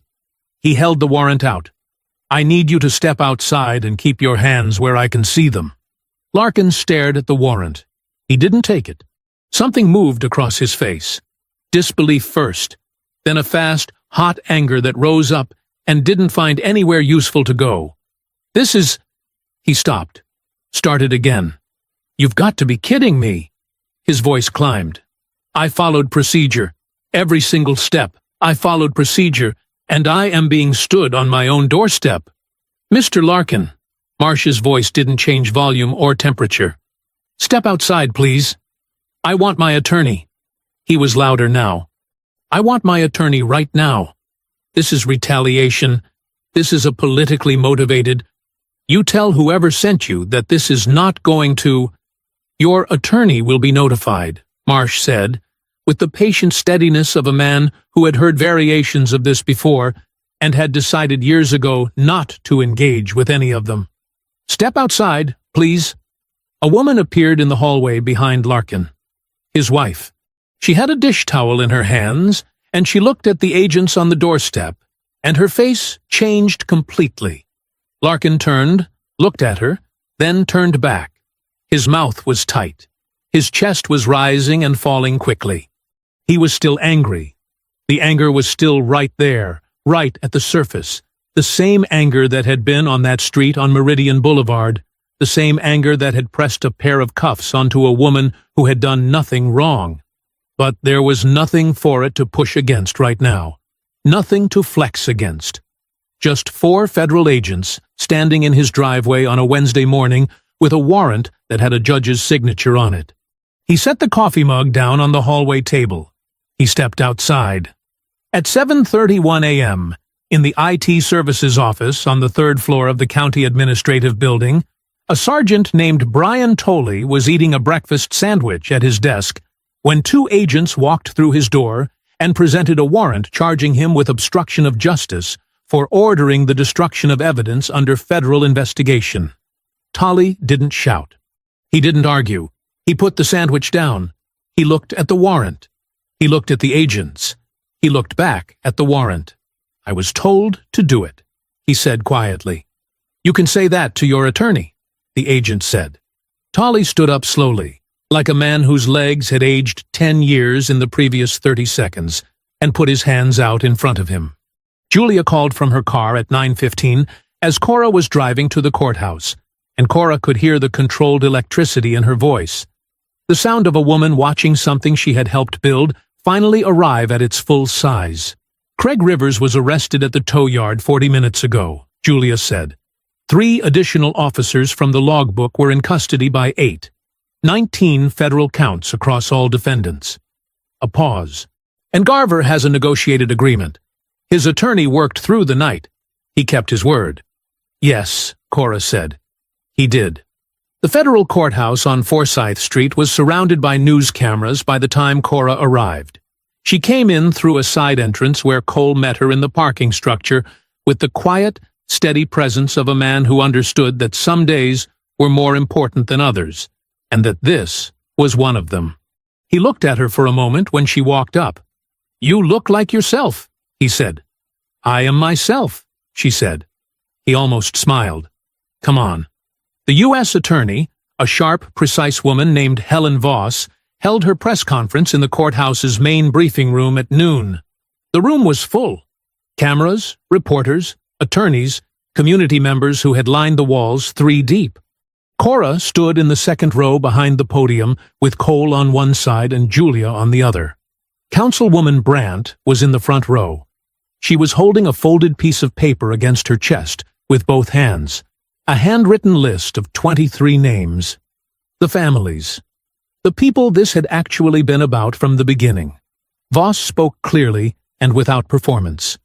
She described the enterprise as it actually was, a 4-year criminal conspiracy that had used the authority of law enforcement as a mechanism for financial predation against a specific community corridor. She named the defendants. She named the charges. She described the evidence, the logbook, the towing records, the coordination, the money. She said the words organized crime without hesitation. The money. She said the words organized crime without hesitation. Then she said, "This investigation began because one woman refused to be erased." She stepped back from the podium and nodded once toward Cole. Cole leaned toward Cora. "That's you," he said quietly. She stepped forward. The room shifted. Cameras adjusted. The low murmur beneath Voss's remarks went completely silent. Cora stood at the podium and looked out at the room. At Brandt in the front row with her list pressed against her chest, and her eyes full and her chin held high. She thought about Meridian Boulevard, about blue lights in her mirror on a Saturday afternoon, about the sound the cuffs made, about the red line across her wrist bone that had bruised by morning and faded by the following week, about the things that don't fade. She pulled the microphone toward her, set both hands on the edges of the podium, and began. Cora spoke for 4 minutes. She did not speak about herself. She stood at the podium in the full briefing room with the cameras pointed at her, and the silence of 200 people pressing in from all sides, and she spoke about the 23 families. She said their names. All of them. Bernie Merrick, Sylvia Crane, Deshaun Mobley. 20 more after that, each name read from the list. Councilwoman Brandt had pressed against her chest in the front row, and passed forward without being asked. The moment Cora stepped up to the microphone, she read every name slowly and clearly, the way names deserve to be read when they have been ignored for too long. Then she set the list down on the podium and looked up. "What happened to me on Meridian Boulevard 10 days ago was wrong," she said. "But I want to be clear about something. What happened to me had a witness with a phone and a title and 20 years of federal credentials in a storage compartment. What happened to these 23 people?" She touched the list. "Happened in the dark. Happened to people who were told their word wasn't enough, who were processed through a system designed to take from them and move on before anyone looked too closely." She paused. "We looked closely, and we are not looking away." She stepped back from the podium. The room held its silence for a full 2 seconds before it broke open. Afterward, in the corridor outside the briefing room, Brandt found her. She didn't say anything for a moment. She just put both arms around Cora and held on the way older women hold on when they have been fighting something for a very long time and have just watched it begin to fall. Cora held on back. "Your father would have loved today," Brandt said quietly, close to her ear. Cora closed her eyes briefly. "Yes," she said, "he would have." The restitution details were announced by Voss in a follow-up briefing that afternoon. A community fund had been established, seeded by federal civil asset recovery from Meridian Towing and Recovery and its associated shell companies. Every documented forfeiture from the 4-year operation would be contested. Vehicles that could be returned would be returned. Those that could not would be compensated from the fund at fair market value. Every pretextual arrest made on Meridian Boulevard during the operation's active period would be reviewed for expungement. The county's exclusive towing contract with Meridian Towing and Recovery was terminated effective immediately. Deshaun Mobley's Kawasaki was already in the process of being located and returned. Julia found Cora in the courthouse parking structure at 4:30, still in her suit jacket, sitting on the hood of her car with her feet on the bumper and her face tilted up toward the narrow strip of sky visible between the levels above. Julia leaned against the car beside her and said nothing for a moment. "How do you feel?" she asked finally.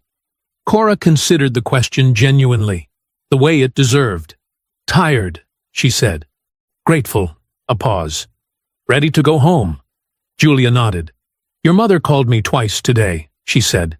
"She wanted me to make sure you ate something." Cora smiled. It was a real smile. It reached her eyes and stayed there. "I'm heading over there now," she said. She pushed off the hood and stood up straight. She looked at Julia, this woman who had picked up a phone at 7 in the morning 10 days ago and said, "I'm already working," before Cora had even asked. This woman who had stood beside her father in a photograph on an office wall for 30 years and had never once stopped doing the work that photograph represented. "Thank you," Cora said, "for all of it." Julia waved a hand like the words were unnecessary, but her eyes said she heard them. "Go ride your bike," Julia said. She changed in the federal building's ground-floor restroom. Suit exchanged for riding leathers. Good shoes exchanged for boots. She folded the jacket carefully over her arm and walked it to her car. hung it on the hook behind the driver's seat, and went to where the Ducati waited on the parking level above. She stood beside it for a moment. She ran her hand along the fuel tank the way she always did. The metal was warm from the afternoon. She checked the mirrors, checked the tire pressure out of habit, pulled on her gloves, finger by finger. Then she put her helmet on, swung her leg over the seat, and started the engine. The sound filled the parking structure and bounced off the concrete walls and came back to her from every direction at once, full and deep and completely alive. The sound Wade had loved. The sound she had spent 8 months rebuilding from nothing because some things were worth the work of bringing back. She rolled out of the parking structure into the late afternoon sun and turned south. Meridian Boulevard was exactly as it always was. Shop windows, oak trees, families moving along the sidewalk without a care in the world. The ordinary, unhurried rhythm of a city going about its Saturday afternoon.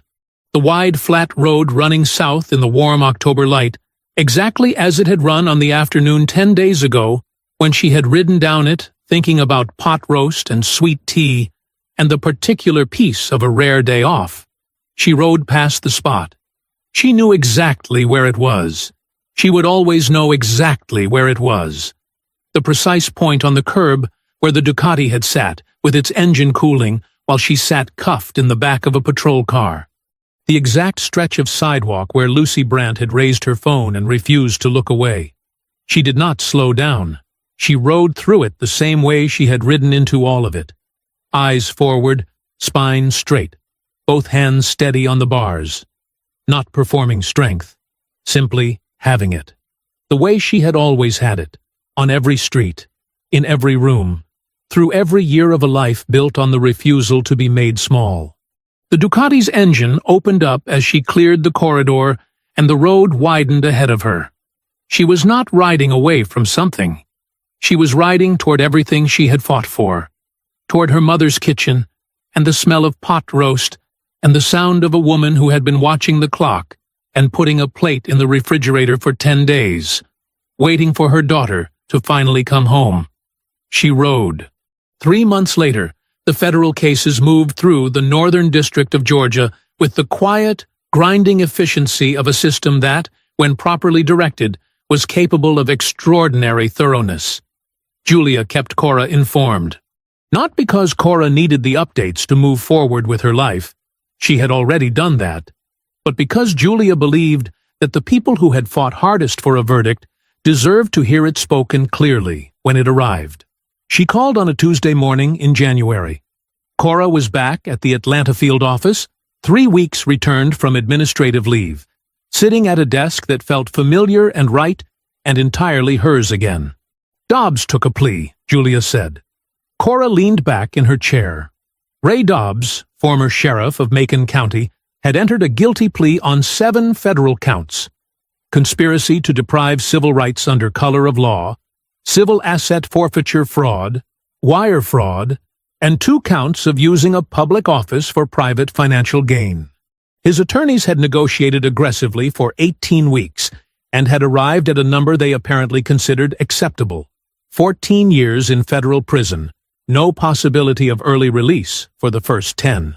He would serve his sentence at a federal correctional facility in Alabama, approximately 90 miles from the office he had occupied for 11 years.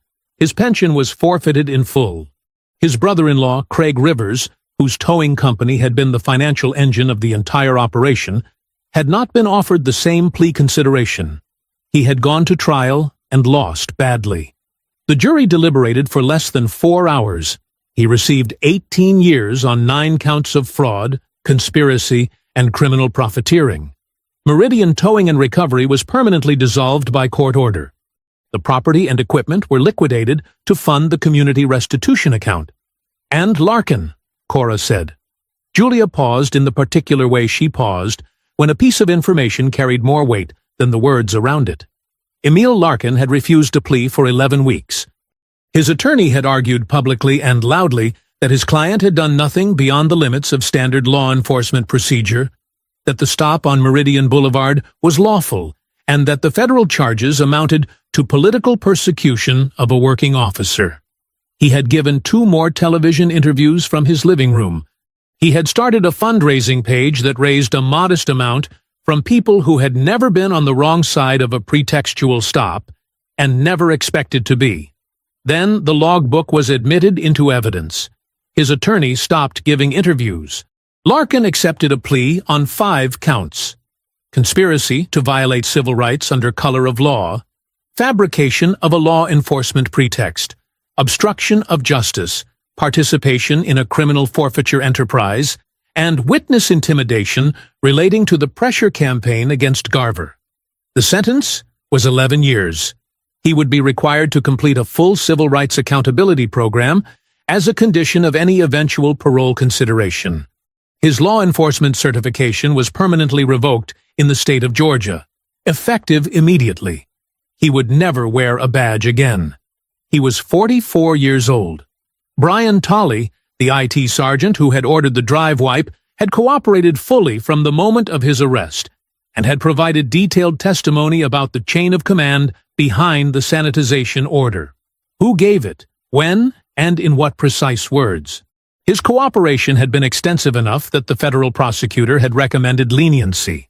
He received 3 years of supervised probation, a permanent bar from public sector employment, and 200 hours of community service.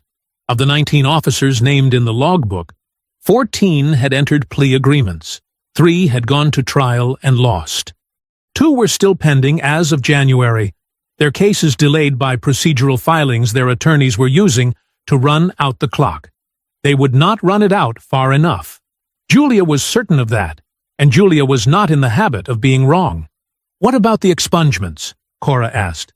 21 of the 23 cases have been formally expunged as of last week, Julia said. The remaining 2 are pending final court signatures. Should be done by the end of the month. A pause. Deshaun Mobley got his bike back in November. His mother called me to say thank you. She cried for about 5 minutes and then told me she had been praying for this since the day it was taken. Cora looked out the window of her office at the Atlanta skyline in the gray January morning. "Good," she said quietly. She meant it completely. "One more thing," Julia said. "The county commissioners voted last week to rename the stretch of Meridian Boulevard between 4th and 18th Street. A brief pause, the pause of someone saving the best detail for last. They're calling it the Beaumont Corridor." Cora was quiet for a long moment. "Tell them to call it something else," she said finally. "I already did," Julia said. "They declined." She asked about Garver last. She always saved him for last, the way you save the most complicated part of a thing for when you have enough quiet around you to think about it properly. "He resigned from the department in October," Julia said, 2 weeks after the indictments, before anyone could push him out. Cora had known that part. What she didn't know was what came after it. "His negotiated agreement kept him out of prison," Julia continued, "which was the right outcome, given the totality of what he provided. His testimony was the spine of the conspiracy case against Dobbs. Without it, we had the logbook and the towing records, but we didn't have the human architecture. Who gave orders, who received them, who knew what and when. Garver filled every one of those gaps." "His pension," Cora said. "Partially preserved," Julia said. "The department fought it, as expected." His attorney fought back harder. The final arrangement was a reduced pension, 60% of his earned benefit, beginning at 62. Not what he would have received had he completed his service cleanly, but enough. Enough to matter. The health insurance, the thing Fenn's threatening text had dangled over his newborn son like something casual and monstrous, had been secured through a separate provision in the negotiated agreement, guaranteed through a federal program for cooperating witnesses for a period of 3 years while Garver established new employment. He had found employment faster than anyone expected. A nonprofit legal aid organization in Atlanta that specialized in civil rights documentation and community advocacy had hired him in November as a field investigator. His job, specifically, was to document and report patterns of pretextual stops and unlawful civil forfeiture in Georgia counties. He had taken a significant pay cut. He had accepted it without negotiation, Julia had heard this from his attorney and had called Cora the same afternoon to tell her, because she understood without needing to discuss it, that Cora would want to know. "Does he know he's essentially doing what we were doing?" Cora had said that day in November. "I think that's rather the point," Julia had replied. In January, a letter arrived at Cora's office at the Atlanta field office, hand-addressed. No return address on the envelope, but she recognized the handwriting from his signature on the statement he had given federal prosecutors in October. Careful, slightly cramped, the writing of a man who thought about what he put on paper. She opened it at her desk. It was 2 paragraphs. Short. The kind of letter written by someone who had spent a long time deciding whether to send it, and had finally decided that not sending it was the worst choice. The first paragraph said that he understood if she never thought of him as anything other than the man who cuffed her and stayed quiet, and then recanted under pressure, and that he wouldn't argue with that characterization because it was accurate. He did not ask for forgiveness. He was careful and specific about that. He wrote the words, "I am not asking you to forgive this," in a complete sentence, and moved on, which told her more about his character than any apology could have. The second paragraph said that his son's name was Wade, that they had named him before any of this happened, named him after his wife's grandfather, a man who had spent 40 years as a school principal in rural Georgia, and who his wife had described as the most quietly decent person she had ever known. He said he thought about that name a lot lately, about what it meant to try to grow into it, about the distance between the man he had been on that street in September and the man he was trying to become. He signed it with his first name only, Mitch. Cora read it twice. Then she folded it carefully along its original creases and put it in the inside pocket of her jacket, close. She sat at her desk for a moment in the January quiet of her office and thought about Wade Arden, who had found the logbook in a backup server nobody knew existed. About Wade Garver, 3 months old, looking up at his father with no knowledge of what his father had done or undone. About Wade Beaumont, her husband, whose bike she had rebuilt from nothing because some things are worth the work of bringing back. 3 men named Wade. All of them matter, in different ways, to the same story. She pulled the letter from her pocket, looked at it once more, and placed it carefully in her desk drawer. Then she looked out the window at the Atlanta skyline, at the city running its ordinary January morning in every direction as far as she could see, at the roads cutting through it, wide and long and open, running south toward Macon County, toward Meridian Boulevard, toward the stretch of road that would carry a new name on its signs by the end of the month, whether she liked it or not. She thought about riding down it. She probably would. On a Saturday afternoon, maybe, when the sun was warm and the road was clear, and she had somewhere good to be on the other side of it. She pulled the next file toward her, opened it, and got back to work. The work was always waiting. That was exactly how she preferred it. If you enjoyed the story, leave a like to support my channel, and subscribe so that you do not miss out on the next one. On the screen, I have picked 2 special stories just for you. Have a wonderful day.